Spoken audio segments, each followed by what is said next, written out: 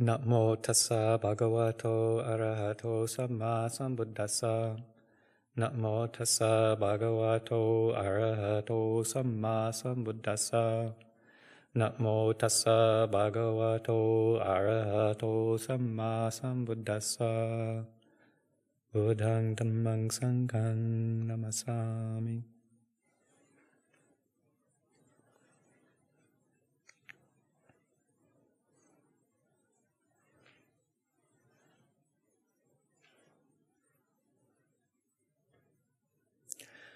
So, Lumpur Pasano asked me to say a few words this evening.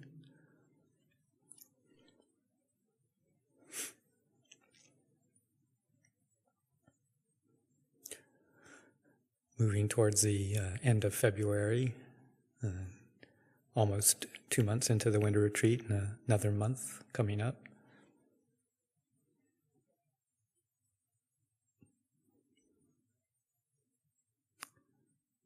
After this period of an open schedule, I think I'll be resuming some more structure coming up soon.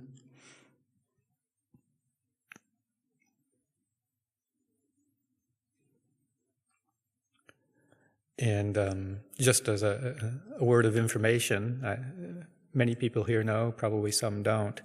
I thought I'd just mention briefly at the beginning here that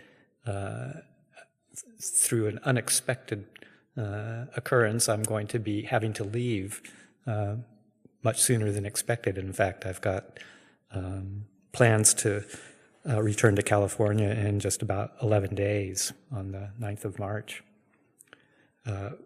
With an unexpected health problem, I have a bit of a problem with one of the valves in my heart, so it needs to be fixed and repaired sooner rather than later, and it seemed like, because it's a fairly involved recovery period, to go back to California to have it all done and be on my home territory of Abhayagiri to see it through with some hope to be able to return at some point, but really unknown when, with Vasa coming up. So anyway, just wanted to mention that to people who may not know. So this would be my last Patimokkha day here for the time being anyway.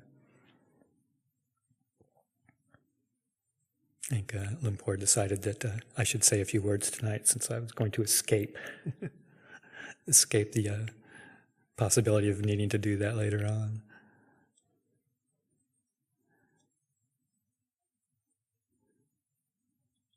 So what comes to mind is this contemplation that we do often in the chanting. One of the chanting reflections on the 5 subjects for frequent recollection.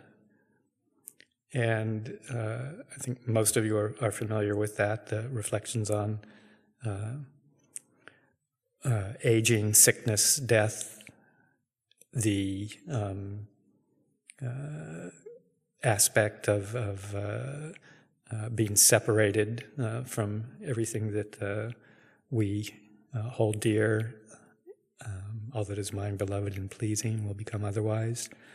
And then the 5th reflection on the workings of kamma, being the owners of our kamma. And particularly the first 3 are coming to mind as this body is aging, getting close to 70, and unexpected ailment coming up that needs some attention. It's been probably brewing for a while, just not known. I figured, I did a count on the number of times my heart has beat since I was born, and it was somewhere in the neighborhood of, I think it was 2,700,000 times that this heart has contracted and expanded. So, what can one expect but a little bit of wear and tear after several billion beats? So aging, sickness, and eventually this body will pass away, deteriorate, dissolve, go back to the four elements.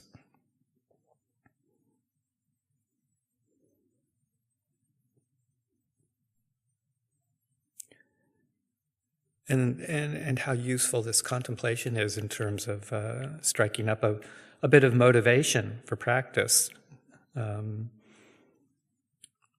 It's this contemplation of dukkha that provides so much of a basis, an impulse, an impetus for us to take up a spiritual path.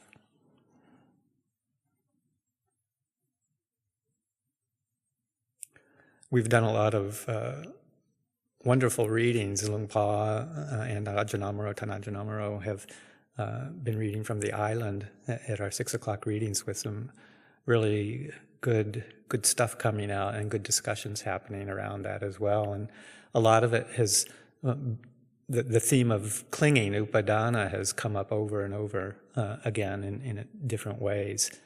And I think it's worth a few thoughts about that, because that is this basis of clinging, this habit of clinging, particularly clinging in the form of holding identification with the 5 aggregates of existence, the body, and then the 4 aggregates of mind, body and mind, this clinging to this body and mind as a primary source of dukkha, of dissatisfaction in our lives. And that's just been coming up over and over again in the readings and discussions.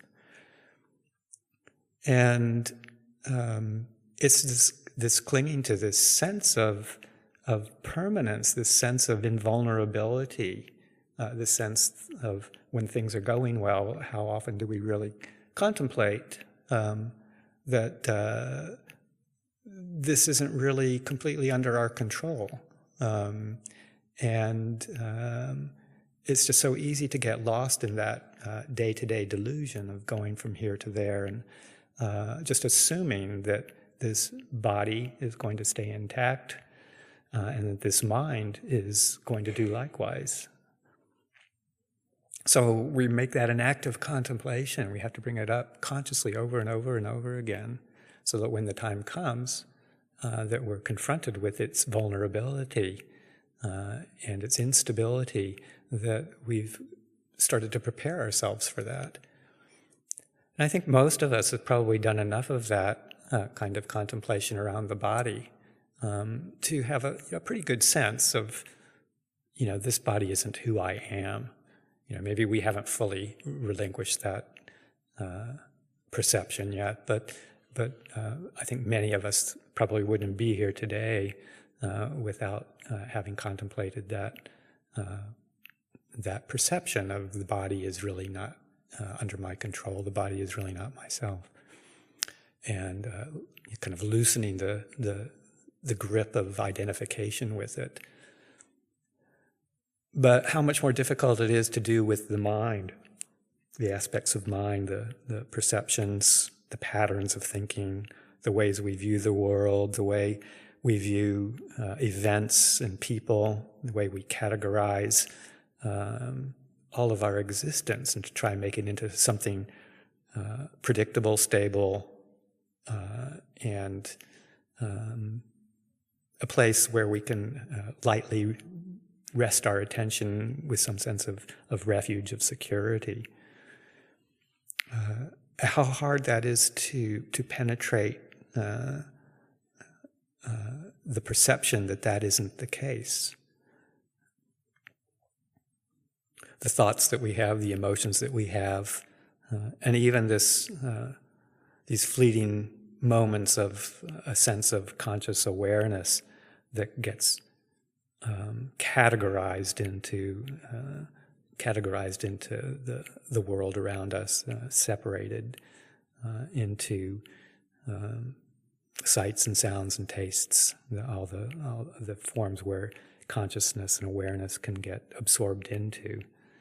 And that this forms this very, very subtle, deep penetrating sense of identity that's so hard to shake, much harder, I think, than the identification with the body. The body is very concrete, very obvious, and it doesn't take a huge amount to be able to see the transience and uncontrollability of it. But the mind is something that we identify much more strongly with, and fear the loss of control too, I think. How many times have we heard others and maybe ourselves say, well, I can deal with, cancer, I can deal with heart disease, or, the demise of this body, but if I start to lose control of my mind, well, that's it, just take me out into the woods and, let me loose and walk away, and I'll find a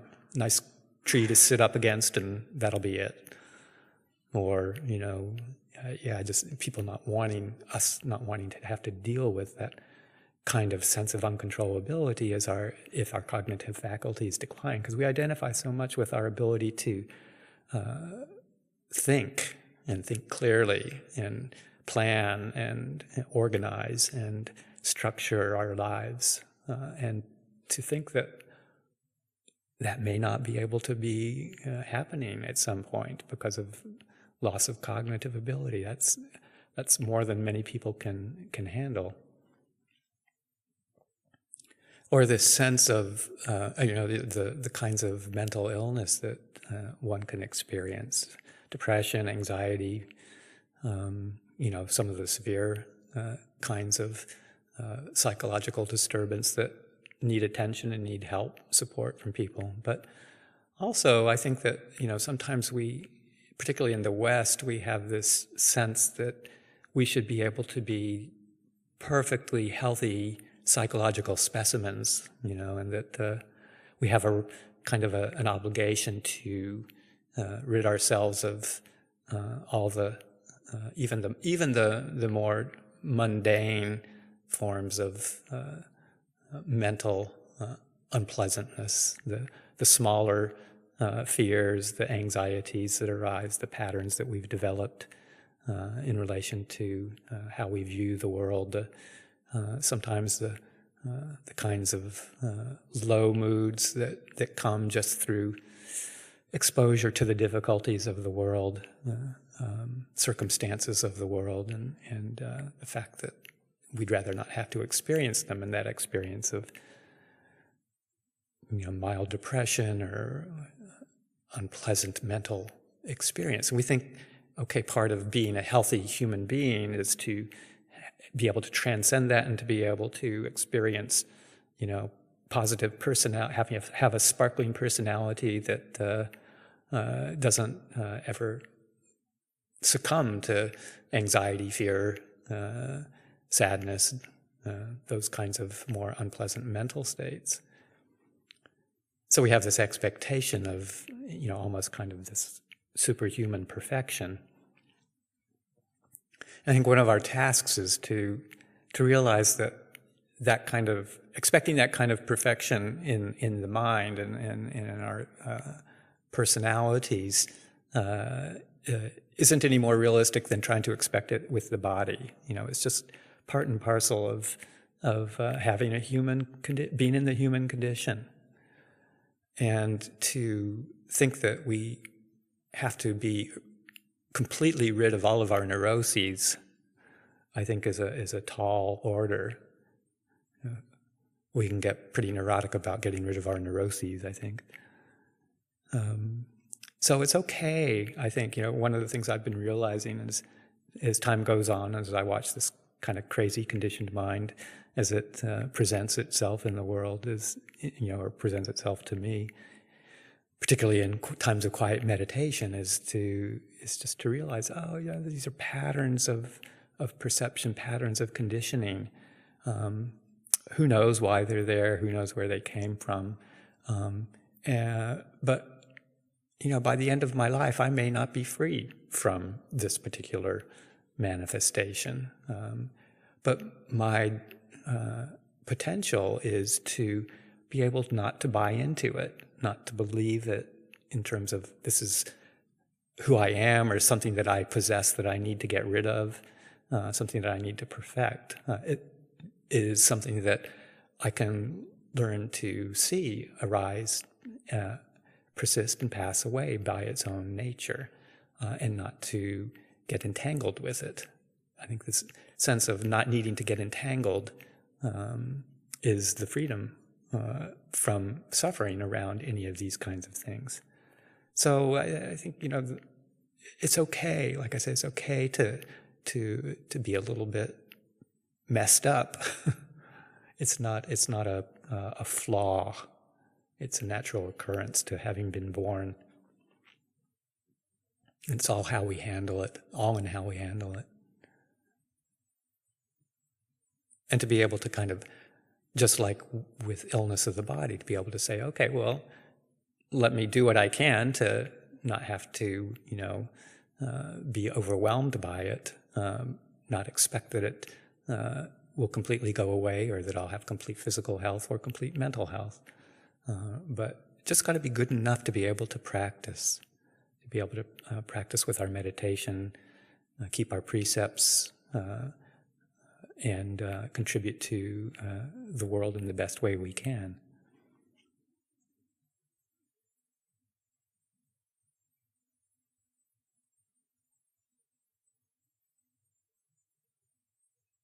And then looking at how we can do that, and looking at what is the precursor to this clinging? What is the basis for this kind of clinging to our body and mind, and identifying with it? And of course, if you go back in the links, say, of dependent origination, we've been talking about that a lot too in the readings. The kinds of craving that are the basis for this identification, this attachment to the five khandhas. Kama tanha, bhava tanha, vibhava tanha, craving for sensuality, craving for becoming, being, craving for annihilation, craving for non-becoming. Those three basic forms is the basis for clinging. These forms of craving are the basis for clinging. And when I think about those, I think about particularly the first and the third, the kama tanha and vibhava tanha. They're very, as you look at them, they're very noticeable when you're sitting quietly and thought of sensuality, thought of sensual desire, sensual gratification comes up. It's pretty noticeable. You can identify it if you have a quiet enough mind. You can identify it as it's starting to arise, the mind going out to some sort of thought of getting what one would like in the realm of sense experience, sense pleasure. Not so hard to see.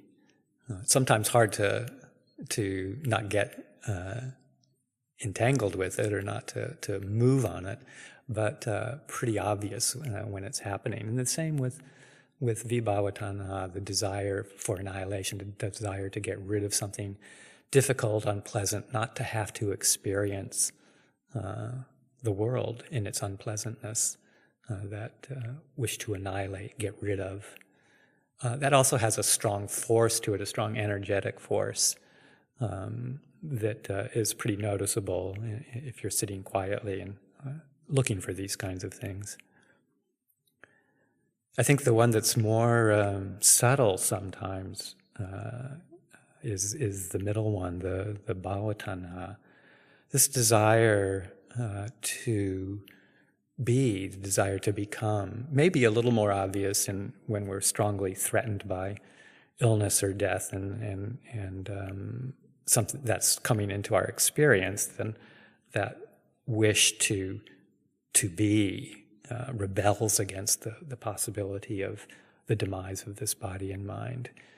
So that is maybe one obvious way that we experience it. But how often and how much of the time we're just engaged with this subtle sense of becoming in so many different ways. And making that an object of meditation can be really useful too, because see there when we're sitting quietly, settling the mind through our breathing or whatever object of meditation to help settle the mind that we've picked up.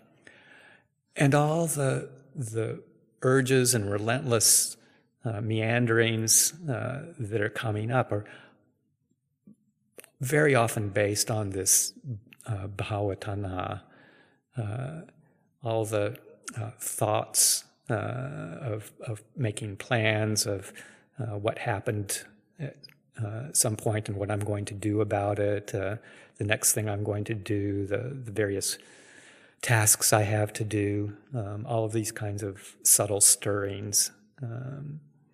All of that's a form of bhava tanha usually, or this thoughts of what are people thinking about me, all the worldly winds of reputation, wanting to be seen in a certain way, not be seen in another way, wanting people to think of us in a good way and to enjoy a good reputation. The ways that we identify and try and establish an identity in the world, our roles as parents, children, spouses, all the ways, our professions, our roles as monks and nuns, anything that kind of helps define this sense of who I am.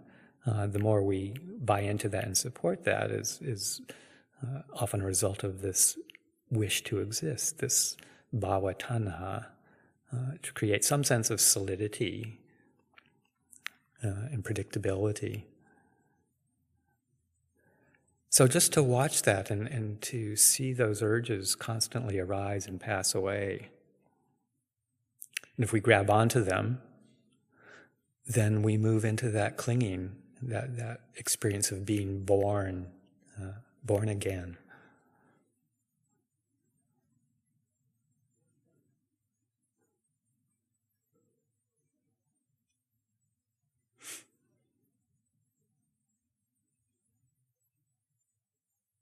So it's so important to realize too that this, as we often hear,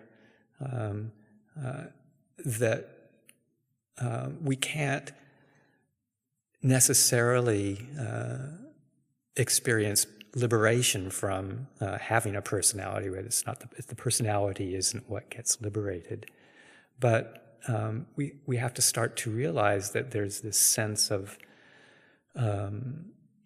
disenchantment, dispassion that we need to experience in relation to this craving and this clinging, this identification that drives the sense of being able to relinquish and to let go, instead of riding another wave of becoming where we think that we can, achieve some sort of really high states of spiritual awareness and meditation, and kind of, rocket ourselves through samsara, racing ahead of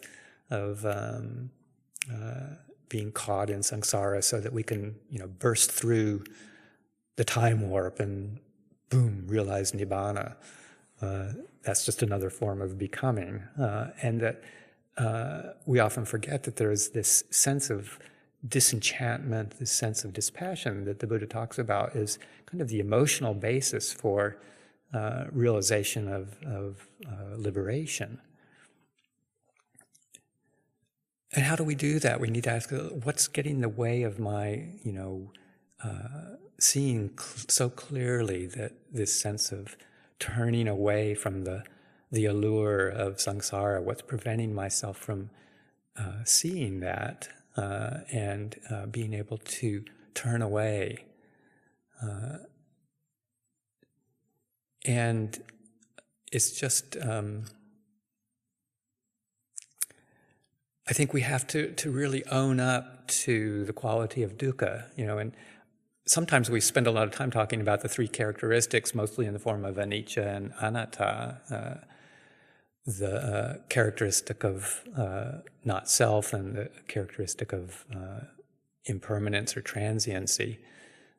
And sometimes we kind of don't talk quite as much about the characteristic of dukkha, even though that's what the Four Noble Truths are all about. Because I think as Westerners we have a tendency to kind of sometimes get involved in the negative aspects of our lives, and it's easy if we, even as some of the early translations of dukkha, of the First Noble Truth, particularly like all is dukkha, everything is suffering. We can have this kind of a very gloomy kind of interpretation of the Buddha's teachings on dukkha, but I think one of our tasks is to really learn how to hold the teaching of dukkha and contemplate it in a way that's not leading to negative mind states, but more leading towards this sense of urgency. And that has to be accompanied by a sense that there's an alternative to it that's actually quite wonderful. So we pick up that contemplation with a sense of motivation, but not a sense of negativity. And one of the ways of contemplating that is just contemplating the relentlessness of what we've gotten ourselves into, the endlessness of the patterns of our lives that just keep repeating themselves over and over and over again. That this is a motivation for us to see if there's an alternative. One can think of it on two levels. The dukkha of our immediate experience, the day-to-day ways that we habitually grind ourselves into difficulty. And we can think of it a bit more of a cosmological level too. I think sometimes we here in the West tend to avoid talking so much about rebirth and the endlessness of samsara, multiple rebirths, because have a fairly strong intellectual skeptical nature about things like that maybe people in Asian cultures take much more for granted, growing up with that idea. But I find it's whether we don't need to take it as a doctrine to believe in, per se, or take a stance on underdeveloped ditthi views around it. That's just another form of suffering.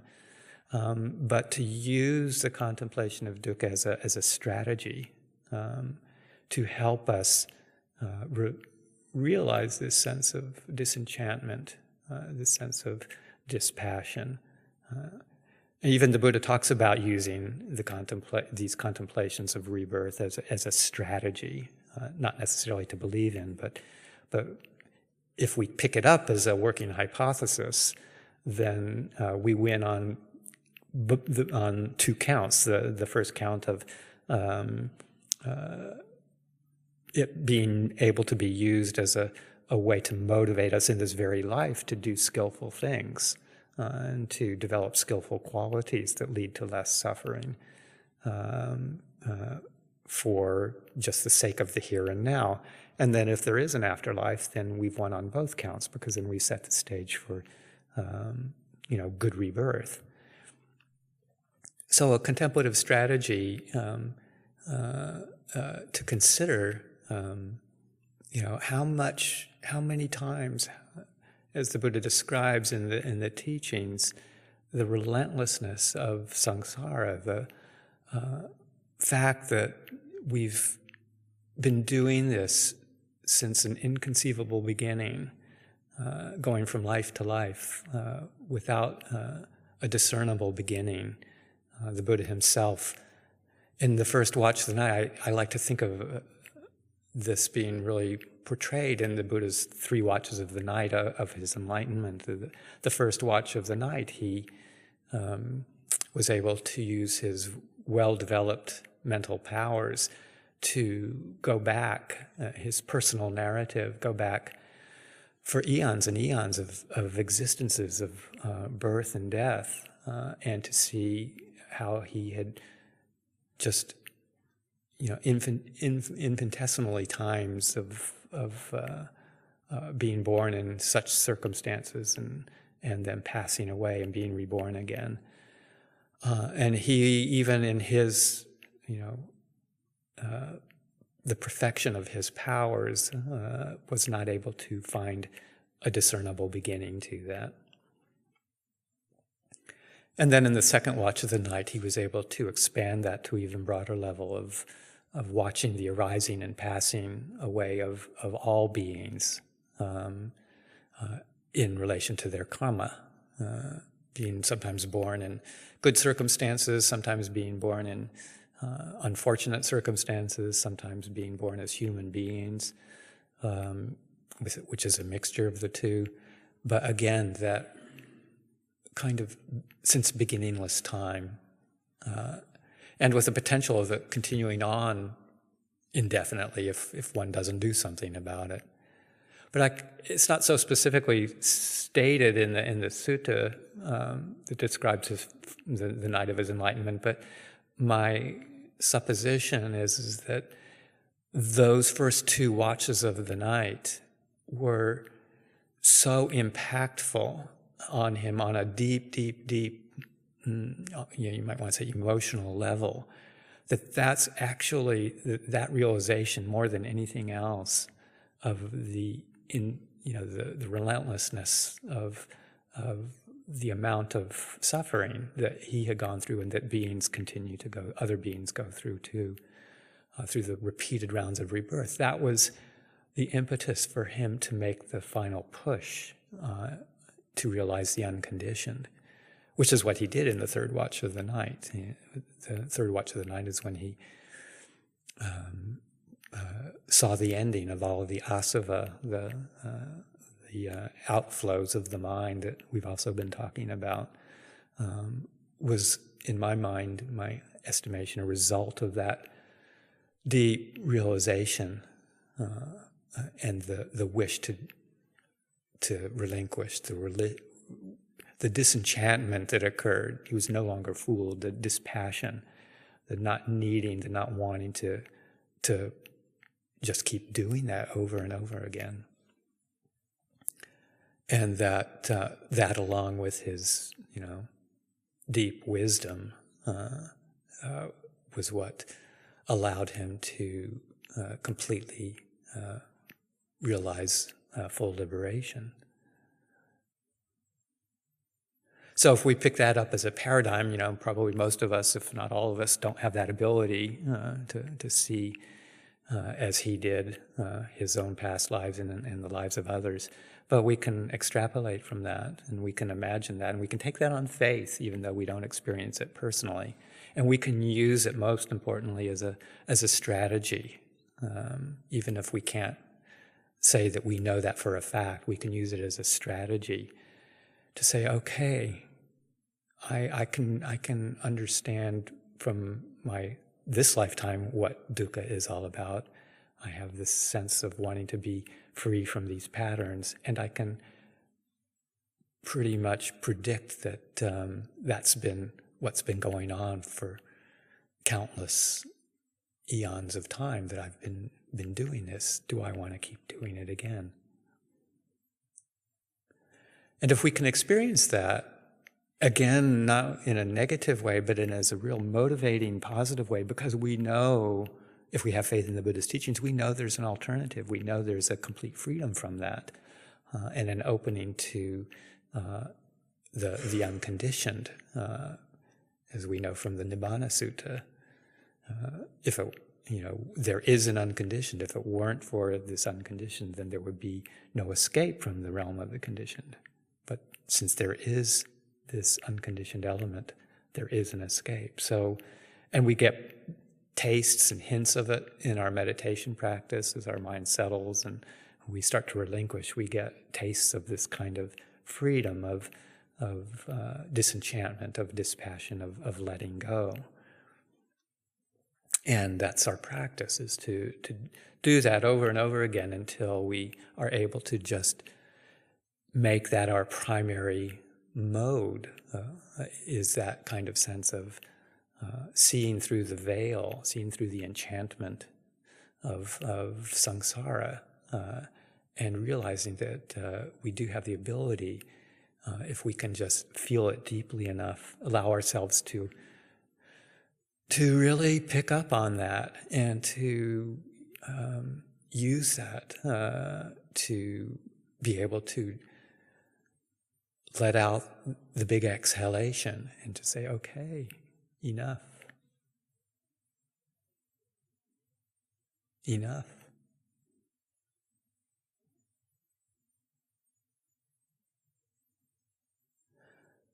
And to let that be our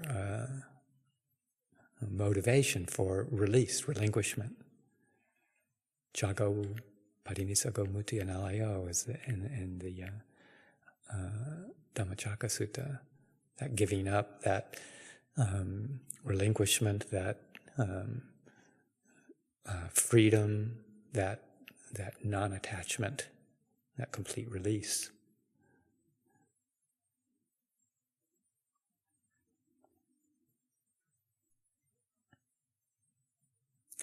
That's the cessation of this, bhava tanha, the craving for being, the craving for becoming, and the opening of the door to experience the unconditioned, that which is beyond all of this birth, aging, sickness, death, the repetitive cycles.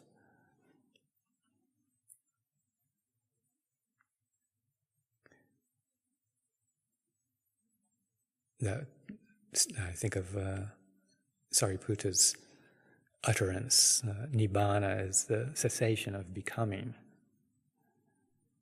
the non-arising of this becoming urge. This is Nibbana.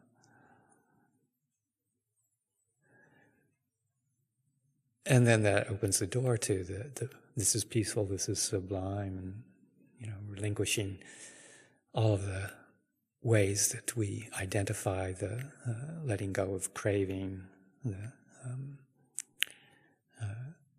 dispassion cessation, and the realization of complete peace.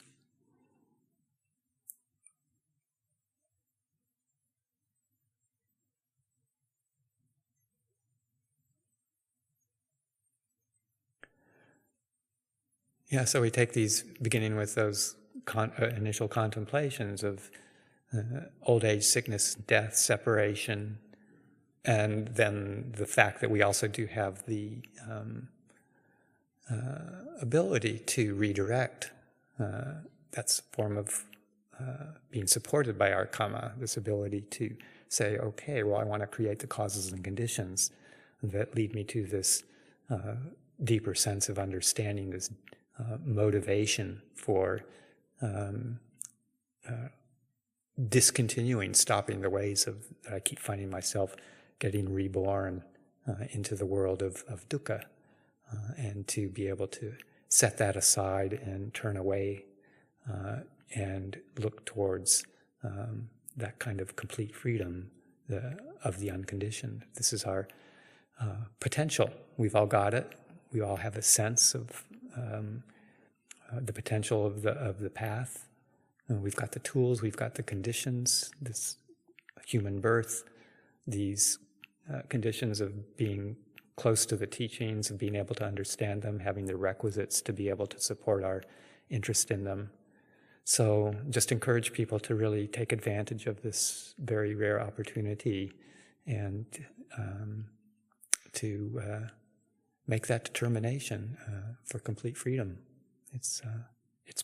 I feel that it's possible. So I'll leave that for reflection this evening.